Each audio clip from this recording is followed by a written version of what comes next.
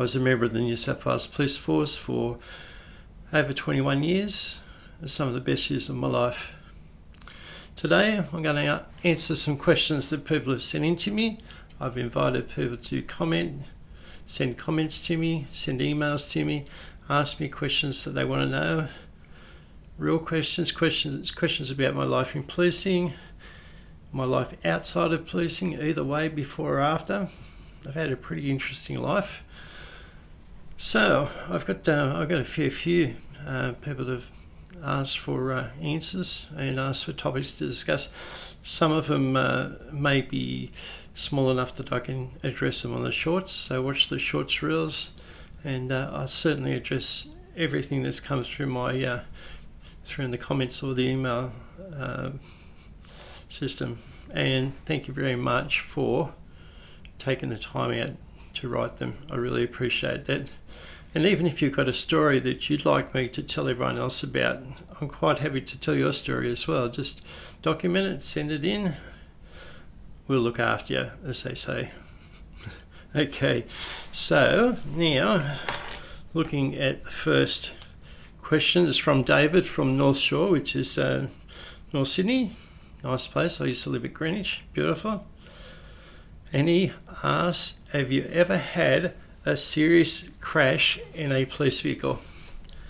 And the answer to that is yes, sadly I have. And it was a big hit. I controlled it, which was good, but it could have been an absolute disaster. Just to sort of put you so you know what I'm talking about, I was working on the freeway at the time, before it was actually dual carriageway, so the freeway at the time were double centre lines, so I could still cross over and go the other way. I'd had a pretty big day. I was on an afternoon shift by myself, so I was on 7 till 11. No, try that again. 3 till 11:30. That's right, 3 p.m. till 11:30. And my task that day was the Pacific Highway. So I had a pretty good day. Had some really good speeds that no one can really sort of get upset about because they're absolutely flying. And yeah, everything is going really good. I was just listening to the radios and listening to the football, I think, on the commercial radio. And this motorbike come around the corner at me. He's a fair way ahead of me still, coming towards me. And it come up as 200 kilometres an hour. And I thought to myself, geez, absolutely flying. And then I quickly considered, how long is it going to take me to catch up? What's the catch-up rate going to be? It's going to be huge if he hasn't seen me and slowed down. But I thought, we'll give it a run. So I put the lights and sirens on. I was in the first lane, the lane being closest to the gutter. No gutter, but the closest to that side of the road. I put my lights and sirens on. I'd be checking my mirrors every 3 to 5 seconds. We do a scan of the mirrors every 3 to 5 seconds. After a while, you get used to looking at the centre mirror with your peripheral vision looking for the mirrors out here. I'd check my mirrors. I'd check that. Nothing was there. Hit the lights and sirens on. Started to do my turn, flick it around as we did in those days. And I saw this car coming freighting up towards me in lane 2. So I went from lane 1, crossing lane 2 to go across the other side of the road, lights and sirens, and all I saw was these headlights flying towards me. I thought it's going to hit the police car, and all I knew was if it hits me in the door, I'm dead. So all I could do is hammer the accelerator down and just hope for the best. I knew it was going to hit. I knew it was going to be a big hit, but I thought it's not going to hit me in the door. If it had done, I would have been dead. So I've offed the accelerator, and she's hit me directly on the rear axle of the car. It's probably the strongest part on that side. But what it's done is it's rolled the police car onto its side, and then she's come flying back down again. Boom, boom. Lights and sirens still going. No doubt everyone around me thinking this is an absolute, joy to see police getting smashed up. I thought, what a drama. Anyway, I looked at her car. It was a Magna, and it had been pushed back to the windscreen. So it had gone back, punched the engine underneath, and it was sort of suspended above the engine, smashed back to the windscreen. Oh my God. So I managed to get out after a while, pushing the door and one thing and another. and ran across to this lady who was unconscious at the time. Fortunately, she didn't have any bad injuries that I could see. I gave her a bit of a shake around and tried to talk to her, and she'd become conscious, and then she was quite lucid. So it had just knocked her out for probably 20 seconds. Who knows? 20 seconds is a long time during something like that. Anyway, I roused her a bit. She came good. She said, "What happened?" I said, "I hit you, or we hit each other, whatever way you want to look at it. I was the one at fault. She was driving along in lane 2, minding her own business. I've ripped her around from lane 1 straight in front of her. Couldn't be her fault. Even under lights and sirens, she wouldn't have had enough time to react. So it was my fault. The rescue squad came, just used the hydraulic jaws to pop her door open and help her out. The ambulance came. She was able to leave the scene with me. She didn't have any injuries, luckily, and just a bit of shock. Excuse me. So we organised getting a car towed and the police car towed and all that sort of stuff. I got the senior police officer who was on the shift, the sergeant, to come down and investigate the accident, do the accident reports for me. Then I was back to the police station for an absolute ton of paperwork, as you can imagine. And in between time, I also had to get this young lady home because she had a lot of expensive computer gear in the car. She's a computer engineer, and she had to get back home, which was about 100 kilometres north. So we packed all that in to another new police car. So I wrecked the first one. Let's have a go at the second one. No, not really. I didn't feel all that happy that night after the first one.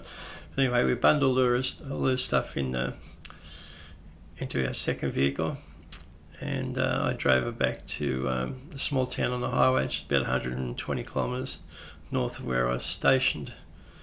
Dropped her off and all the gear off, and told her that the police department would be in touch about her car, but her car was written off, no doubt about that.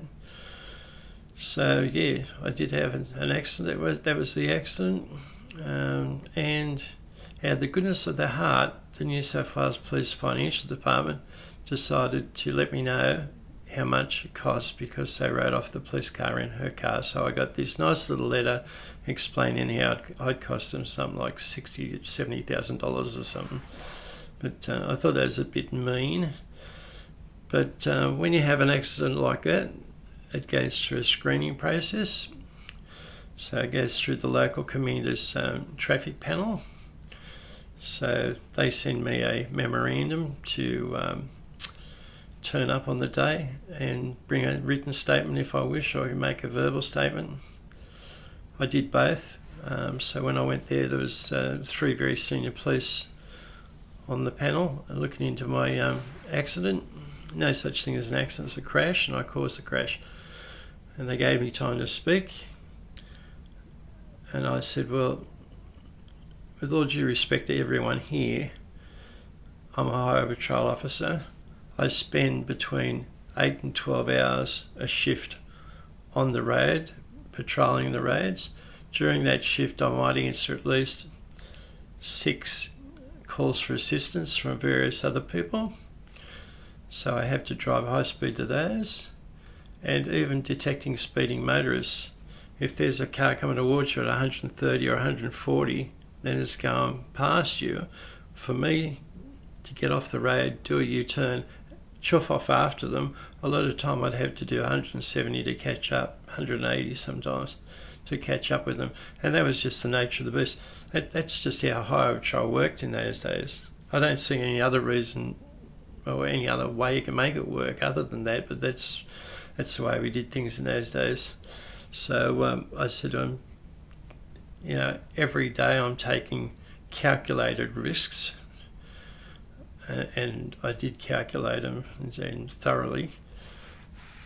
And you need to take risks to be in the highway patrol. It's as easy as that. Unfortunately, it's part of your job. So I said, I've done X amount of kilometres over X amount of years and haven't had an accident.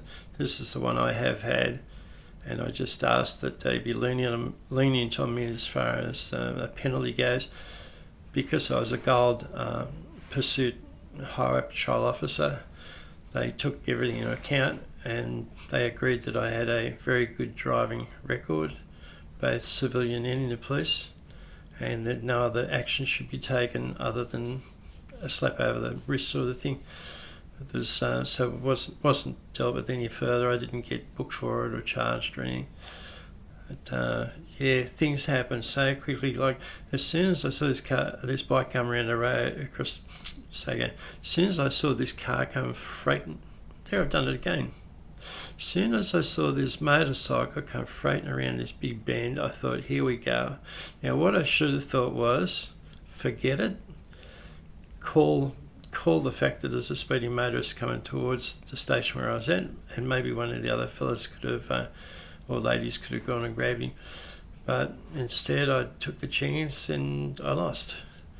And I'm very apologetic to that young lady if she's watching this, and she knows I am anyway, because I apologised profusely at the time.